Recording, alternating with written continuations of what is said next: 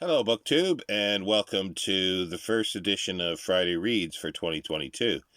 I had a good week. I didn't quite complete everything that I wanted to this week. I still got a couple hours, so I'll get another, dent into things, I think, tonight. Uh, but one I completed, I can't remember if I started this before, but I don't think I did.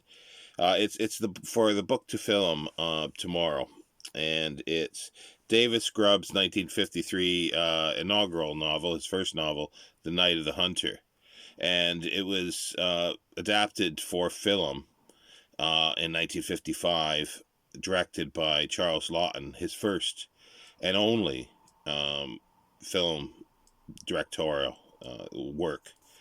He did a lot for theater. And it stars Robert Mitchum, Shelley Winters, and Lillian Gish. So you can see this is sort of a movie, sort of vintage movie classics. It's a vintage edition, which is a nice one. It doesn't have the red spine, which I like that. Um, and I'll talk more about that in the book to film tomorrow, hopefully. But there's a lot of extras, so I'm hoping that I can get to it tomorrow. And the BFI guide for this, The Night of the Hunter by Simon Callow. Fabulous picture on the front, which I'll talk about that as well. Simon Callow is, as many may know, is an actor, theater and film, and a big proponent of Charles Dickens. He's written a biography of Charles Laughton, which I do have, but couldn't access it. But I don't think there'll be anything more in there about the film than there is in here.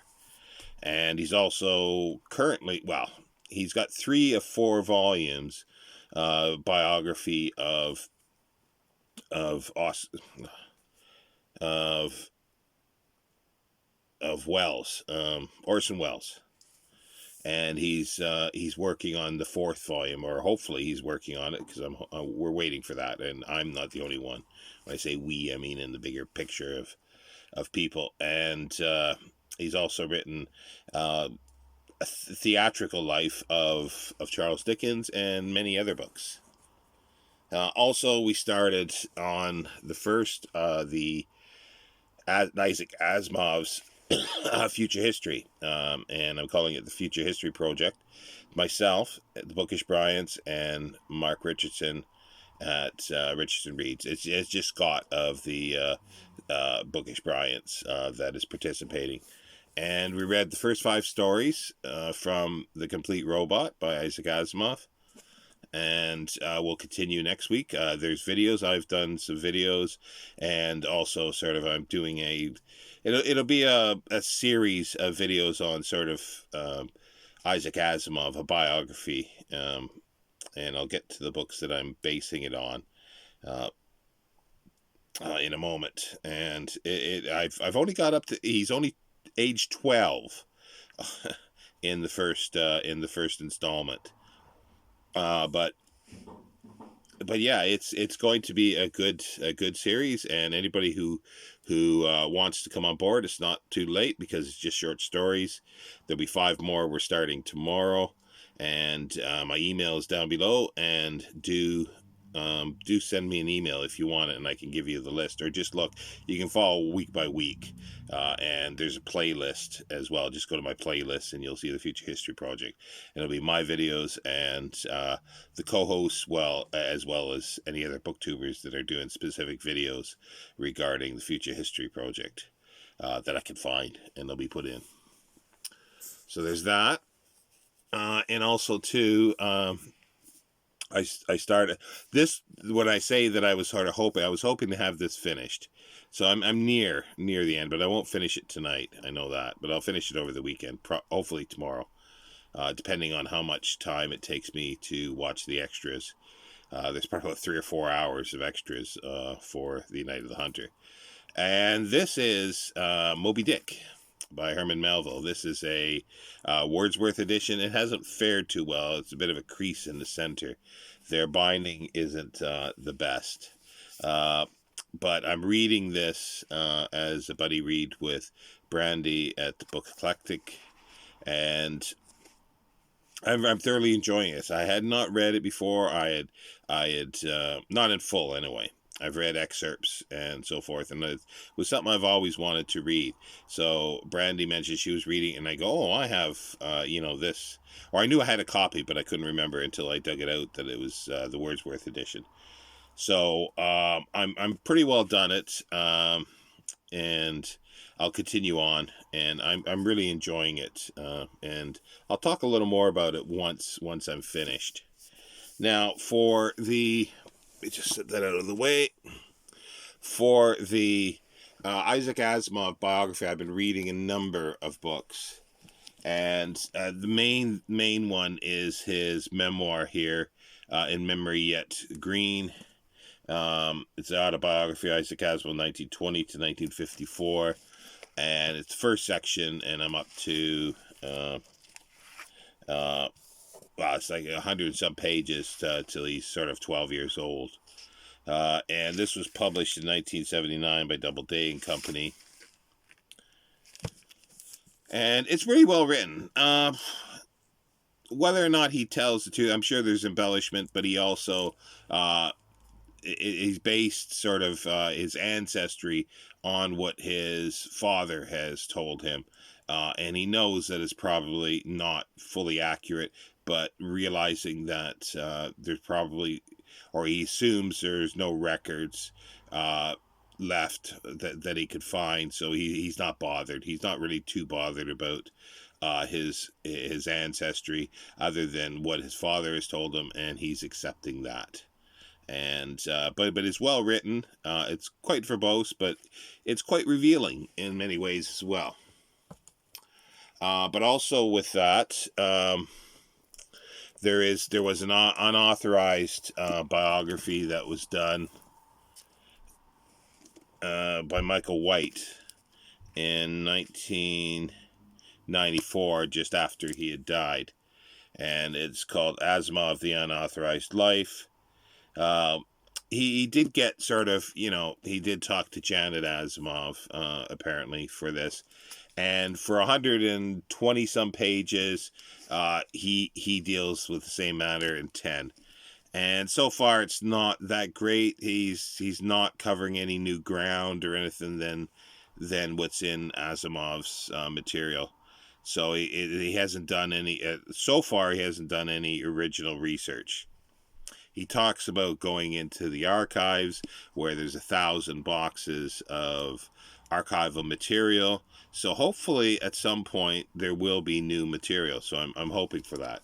So I'll continue reading that in conjunction with. And then there's also something that was done before the In Memory Yet Green, is a science fiction anthology of the 30s, before the Golden Age, that Isaac Asimov put together, and there's introductory sort of snippets that are autobiographical, and there's a few it's geared, these are geared towards his sort of reading life of discovering science fiction, so they're very interesting.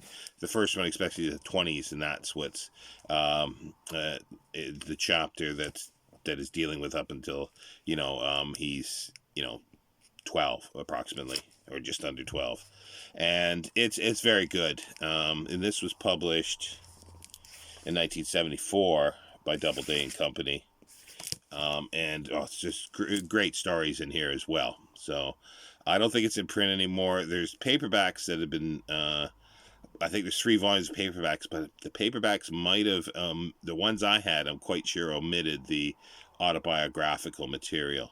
So it's nice to have this one. And there's also 2 others that he wrote. Well, one other he wrote a 3rd volume, Isaac Asimov, a memoir. This came out. This actually did come out posthumously after he had died. But it covers the first part, about 30 or 40 pages, cover the same material as the first section of In Memory Yet Green.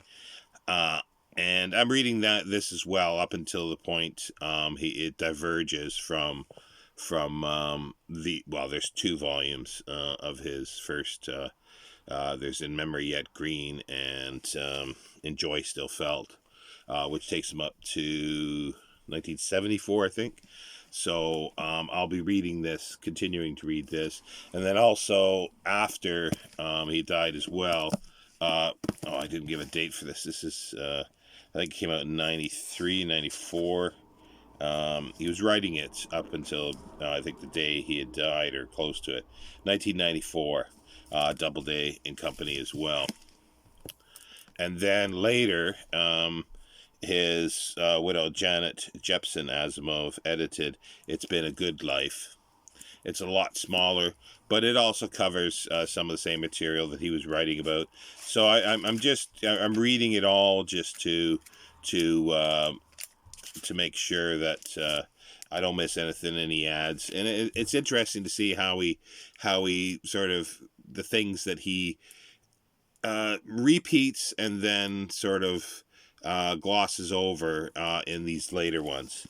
So that's very nice. And that's basically, well, other than I'll be segueing into sort of a few belated Christmas presents that I didn't get in another book that came in the post.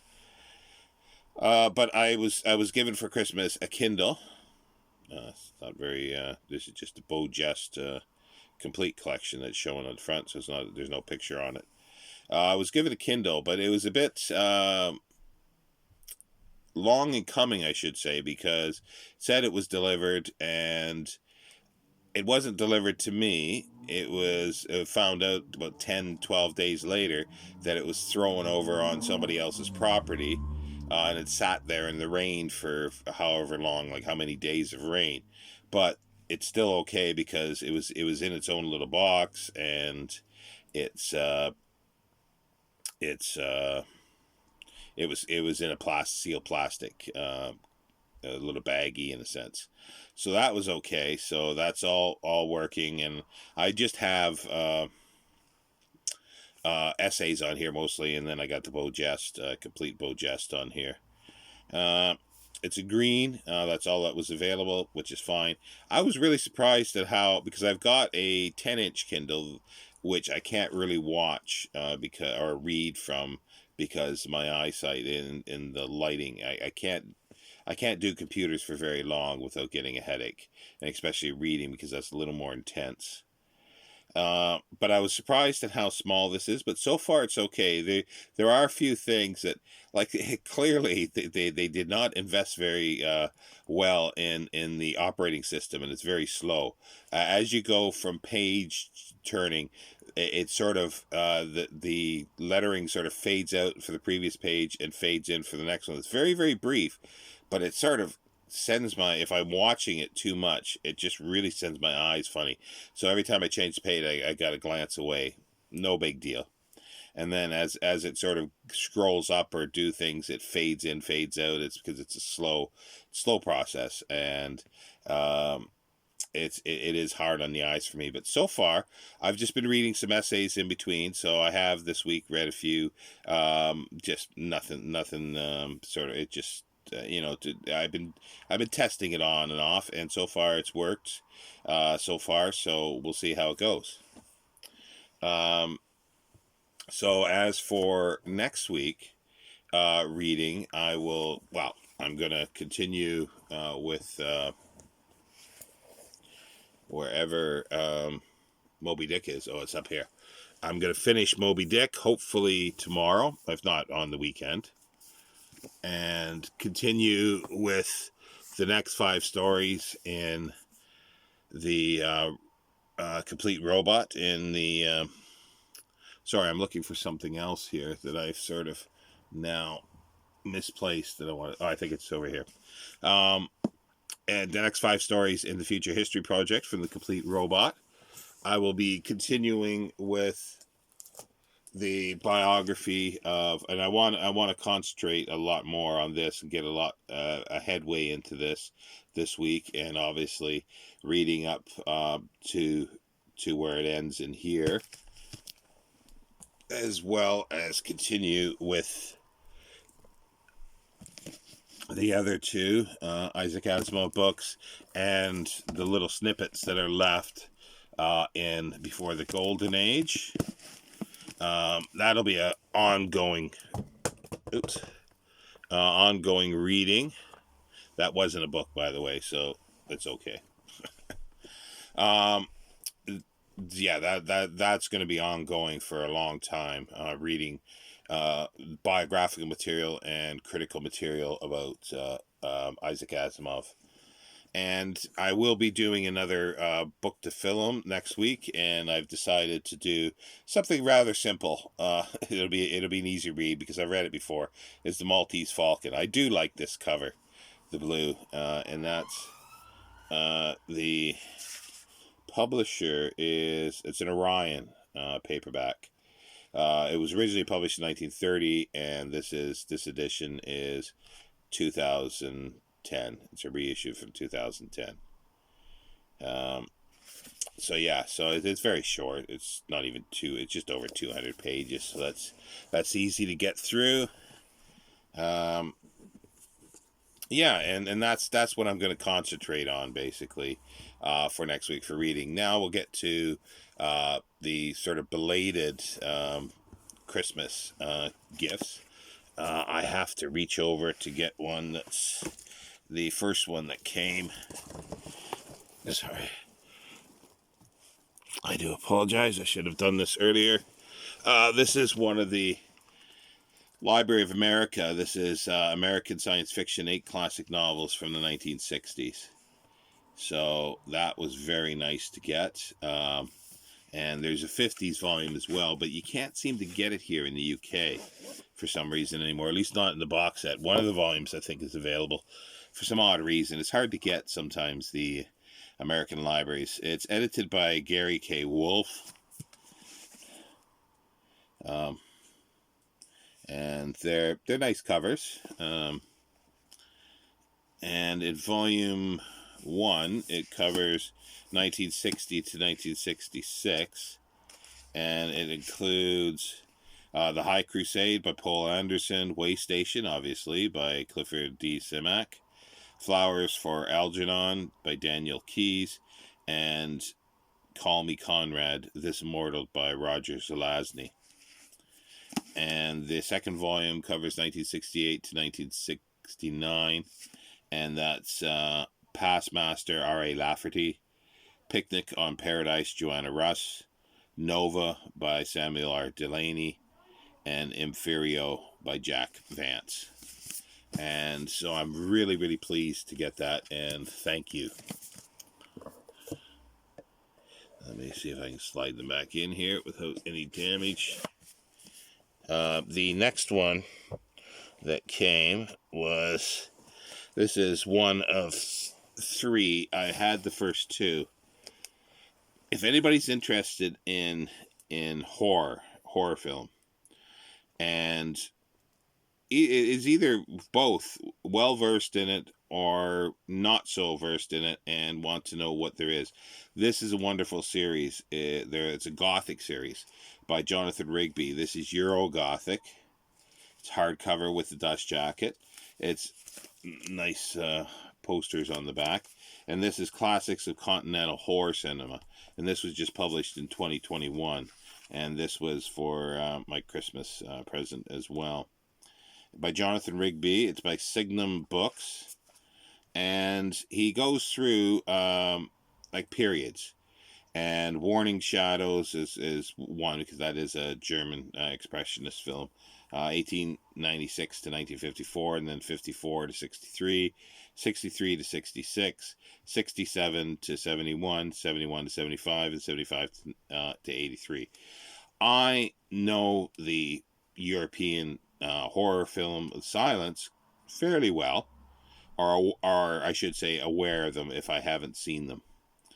Anything past, say, 1935, from the early sounds, I'm not so well versed with, so this is very nice. And he, let's see here, let's just give any example here. Well, there's Vampire, that's Carl Theodor Dreyer.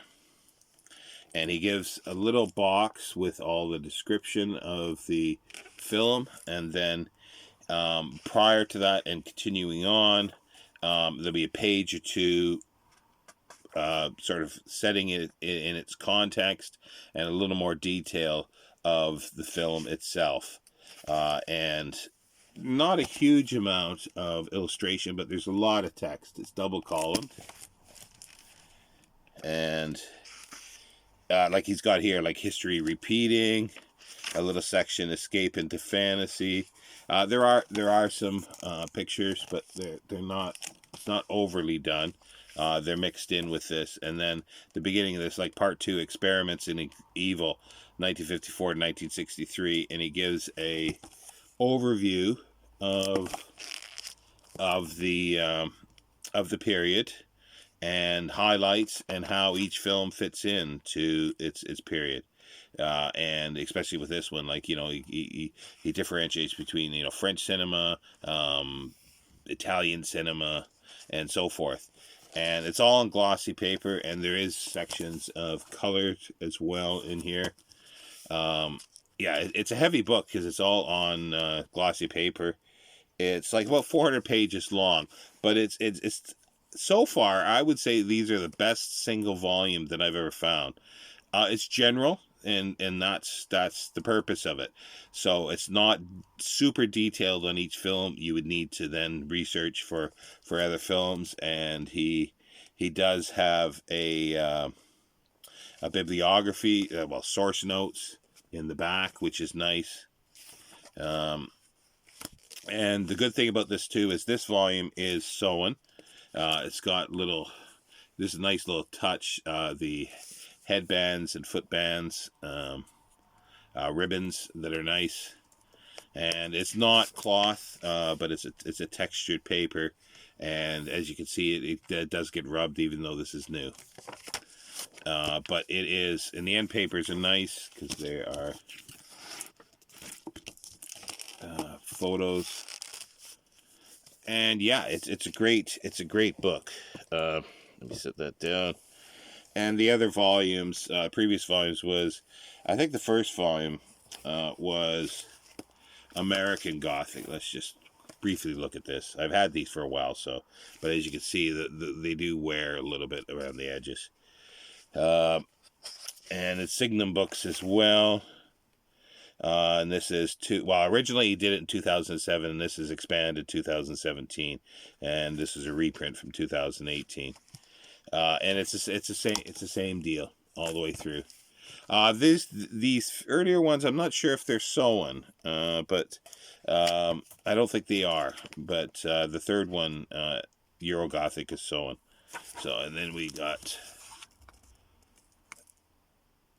the Frankenstein's Monster for the frontispiece, and this covers 6 decades of horror cinema up to 1959.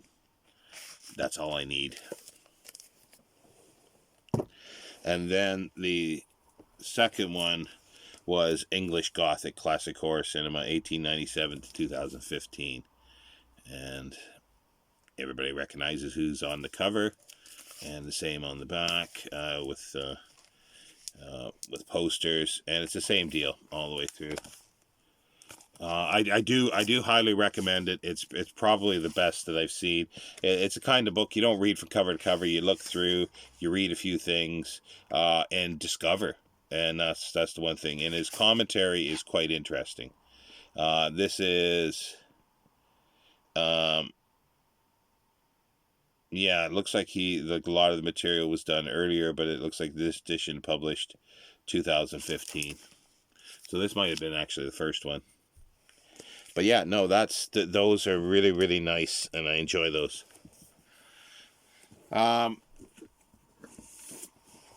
Also, the author of this book sent me a copy of his book with a letter, which is nice, and signed. Best wishes, Sean, Peter G. And it's called The Look in Your Eye. And this was published Mountain Cordova Books, 2021. And it says on the back here, in 1987, a ragtag array of post-punk bikers, odd Puerto Rico Puerto Ricans, and assorted intellectuals, dignified and degenerate, turn a drug-fueled New England college party into a metaphysical voyage of discovery, ultimately leading to betrayal and homicide. Young Jim is along for the ride, the adventure of a lifetime. His own personal examination of mores, morals and madness, sex and science, death, friendship and discrimination. I'm not sure when I can get to this. It's not anytime soon, but I'm glad to have it, and I will dig into it at some point and read it. So thank you very much, Peter G., for sending me a copy of your book.